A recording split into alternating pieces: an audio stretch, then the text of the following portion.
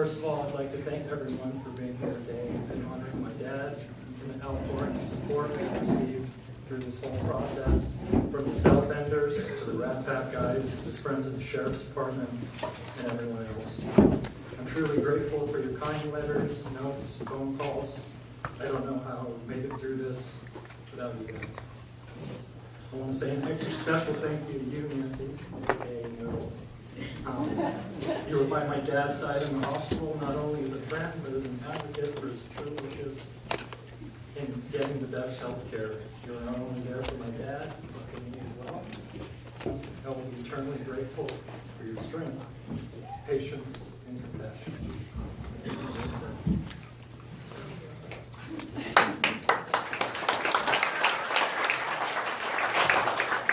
I want to say an extra special thank you also to you, Patty. You were there every step of the way, helping me go through my dad's stuff, driving me around the city, looking at hospice places, all the phone calls letting me know that you were there for me day or night, for the stories you tell me to lift my spirits, and for the tears that we've shared together. Thank you. Yay, Daddy!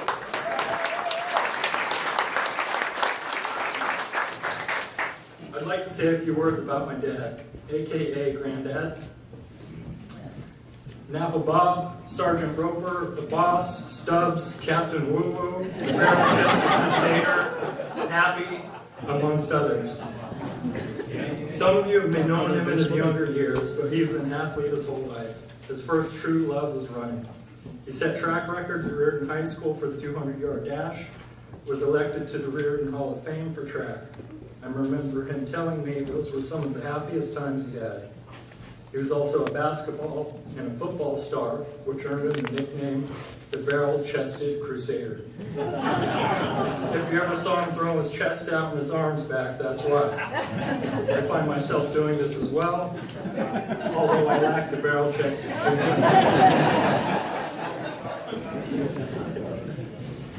through basketball and football, he sustained a major knee injury. It was through rehab that swimming came into his life. Anything worth doing is worth overdoing. Needless to say, he put all his energy into swimming and then joined the Olympic Club where his father was once a member. He only got stronger as an athlete with his new passion, and to no one's surprise, started setting records. For the Mississippi Swim, which was a nationwide swim competing in a pool, he did 20 miles a day, straight for 7 days in a pool. 20 miles a day. He ended up leaving the Olympic Club through a disagreement over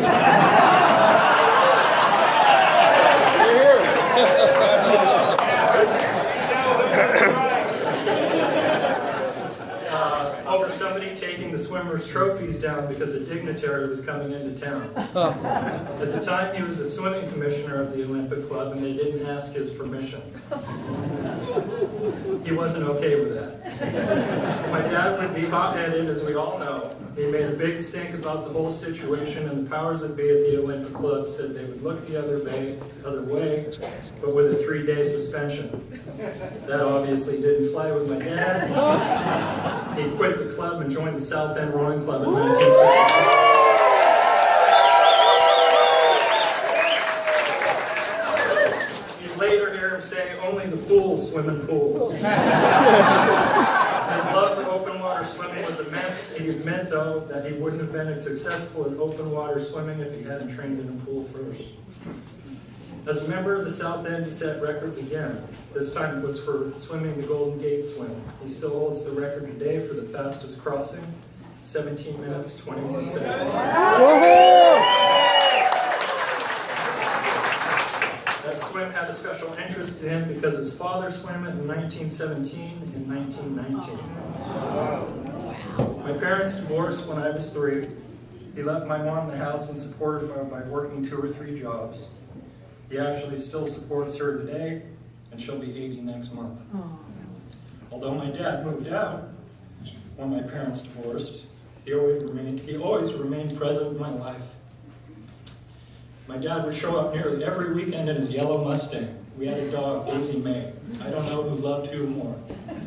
She would run out of the house down the street to his car as fast as she could, and he'd be there yelling her name with his usual infectious enthusiasm, Dizzy man, Dizzy man, Dizzy man! We'd often go to the park, play hide and seek, he'd run with me, he'd time me running, he was always my buddy. I must have been 7 or 8, I remember my mom dropping me off at Macy's, where my dad did undercover security. I became part of the job a few times, which would piss my mom off for doing it, of course, but I loved it. I wasn't a part of any real bus, but just being there was exciting for me. Some of my fondest memories with him are in the Sierras. Year after year, from a young age, he took me to Camp Mather, Evergreen Lodge. His father took him there, he took me there. I take my daughter Elizabeth, aka Poppy, there. I remember one year we went backpacking and we started out our trip. He put on a brand new pair of shoes, and this was a 30-40 mile trip. About half an hour, 45 minutes in, and he started getting blisters. There was no way he was turning back. That whole trip, every step of the way, must have been excruciating. By the end of it, a week later, his feet were shredded, but he didn't stop. He didn't complain. He just pushed through it, he sucked it up, and he said, "It's gotta be done." We were able to take one last trip up there, even though he wasn't feeling well. He kept a lot of his ailing in and pushed through it, all with a smile. That was him, though. He never complained. He loved life, he truly did. He enjoyed the simple things. He had such an appreciation for nature. He reveled at the wildflowers popping up through pieces of granite and rock in the Sierras. And the water, he loved the water. He used to say it's the most powerful force in nature. It's colorless, odorless, shapeless. It's the basis of all life, and even if we could survive without it, it would be such a desolate world without it. He always admitted making mistakes, as we all have, but he was a good man and he stood by his word. He instilled in me, my word is my bond. He loved life and he did it on his terms and his way. Not many people can say that, not many people give that to themselves. In the hospital where we're talking about his life and how he lived his way, he turns to us and he says, "Sinatra ain't got shit on me."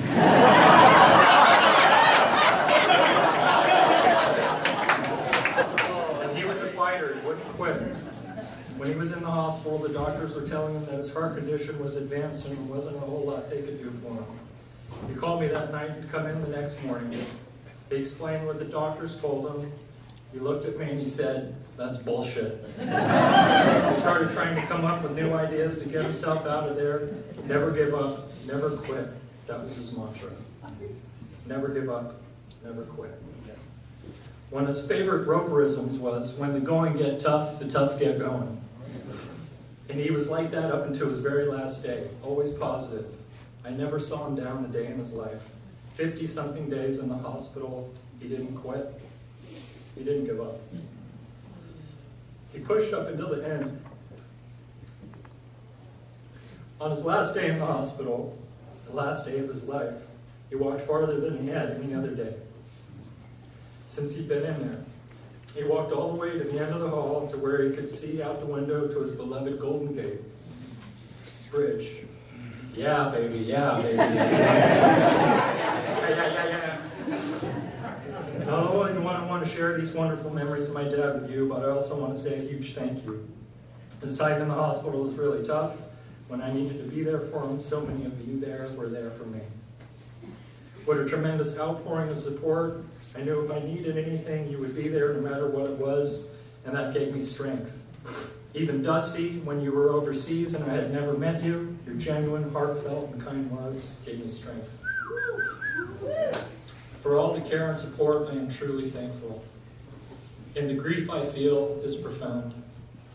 Just as my dad's relationship with each and every one here had something unique and special that we each cherish in our own way, and share in community with stories and memories, we all have to go through grief, some of the time, like today, together, some of the time in our own way, alone. His loss has been very tough, but I feel like I've gained something special from all of you. Hearing your stories and seeing your compassion and true, genuine connections you had with him really had an impact on me. Thank you. those he touched, through his encouragement and his support, you also gave him a great deal. To see you pushing and challenging yourselves to do things you didn't think you could do, and to achieve them was his greatest reward. That and some shit talking along the way.